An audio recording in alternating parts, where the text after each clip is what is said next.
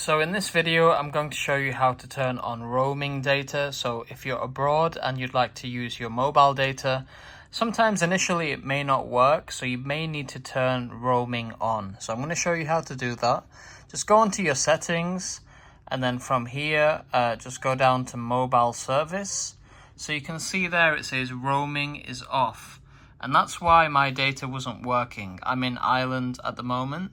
So what we're going to do is turn on roaming. So you just press it and then just turn it on by pressing this button. So it's on now. And you can change whether you want 5G or 4G by pressing that button there. So we can do 5G. If you go down here, you can press 4G.